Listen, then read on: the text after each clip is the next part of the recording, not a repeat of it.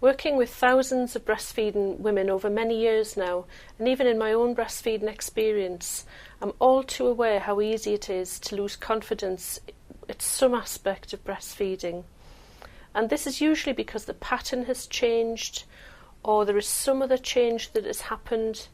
And one of the key worries that most of you will have is whether or not you're producing enough milk for your baby.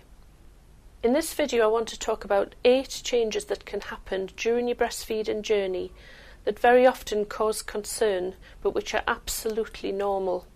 And I also want to assure you that if your baby is gaining weight on your breast milk alone, then you certainly don't have an issue with your milk supply. So what are these false alarms? The first one I'd like to talk to you about is if you may notice that your breasts don't feel full anymore, not in the same way as you may have felt in the first week or the second week after you gave birth. And this is perfectly normal because your supply will adjust to the needs of your baby over time. So please be assured that this is okay. The second false alarm that I'd like to talk about is something called growth spurts. And this is where you're going to suddenly see, out of the blue, your baby needing to feed very frequently, day and night. And this can be very disconcerting and a cause for a major concern by a lot of breastfeeding ladies. And it's normal. Babies will suddenly feed in this frequent way for 2 to 4 days, sometimes up to a week, to boost the supply. And we think it also occurs during brain development, but we know these growth spurts happen and your body will adjust milk accordingly. Another common concern is your baby suddenly starting to be very fussy, it appears, towards the end of the day, needing very frequent feeding at the breast. And this can usually start round about the second week after birth. It can go on for maybe 9 or 10 weeks altogether. And some babies may do this from 4 p.m. right up to midnight, this fussy period where they feed.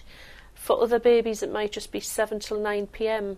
But babies have to work that a little bit harder towards the end of the day to access the milk, and all the milk is available, of course, but the flow is slower and some babies do get a little bit flustered with that situation.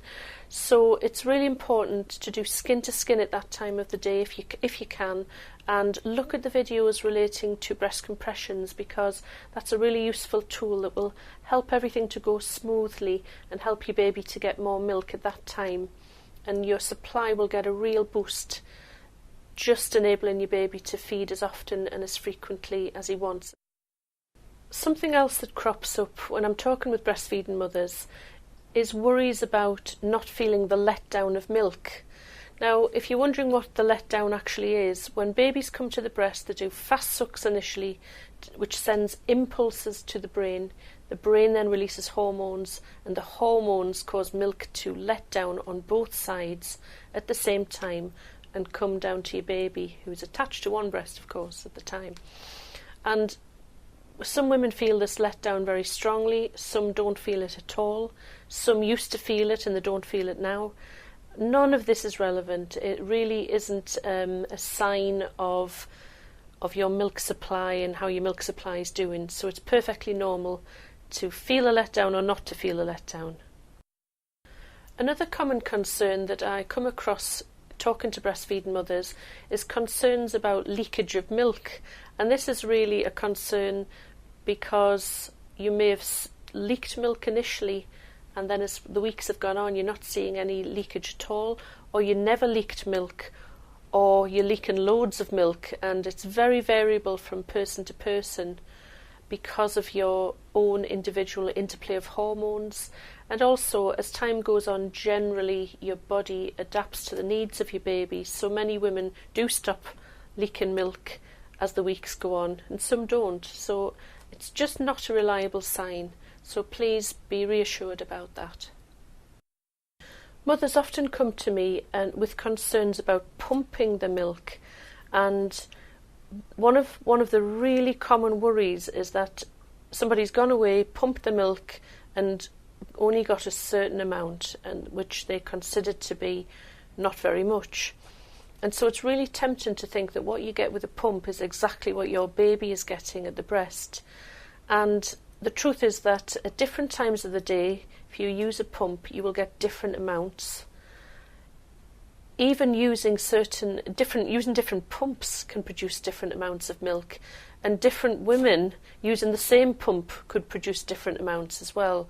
So everything is very variable, and the amount you get with a pump is not a good indication of what your baby gets at the breast. And babies are usually far more efficient at being able to access milk from the breast than a pump. Another really common false alarm is if you have pumped your milk and then given that by a bottle to your baby, for instance, and notice that your baby has guzzled that milk down, the express milk, or maybe you've given formula and your baby has just taken so much and so fast, and yet that's happened even after feeding at the breast. So many women can start to get concerned about that, worrying that their baby hasn't been getting enough at the breast because of that. But please know that the mechanics of bottle feeding are very different to feeding at the breast, and it's important to know that babies often, and studies have shown this, that they override their feelings of fullness, and they're trying to control sucking and swallowing and breathing as well, so they tend to gulp down milk quite rapidly, really. I would encourage you to have a look at the videos relating to offering bottles in a safer and more biological way to babies that kind of would replicate more like babies feeding at the breast. And please note that as your baby gets older, into the 3rd month particularly, the pattern of feeding is going to change, and this is another common concern. I get a lot of calls from breastfeeding mothers ringing up because the baby's pattern has changed, they're getting very faffy at the breast and distractible, and the feeds are much shorter than normal. And this is normal, actually. Babies become more efficient at extracting the milk in a shorter space of time. They've gone through rapid growth, and the mouth shape and size is different again. But they're also distractible because of major brain development going on. So this is all perfectly normal. And going on into that, it's important to mention that they often will start to do what they call reverse cycling. That means that your baby may start to wake up more at night.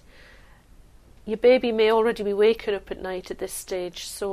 But even if he'd been starting to go a little bit longer and he starts waking up at night, that's absolutely fine. He's trying to get that milk when it's boring and quiet and he can concentrate more, and perfectly normal. So if you've been experiencing any of these false alarms, please rest assured that if your baby's weight gain is absolutely fine, then this is all completely normal.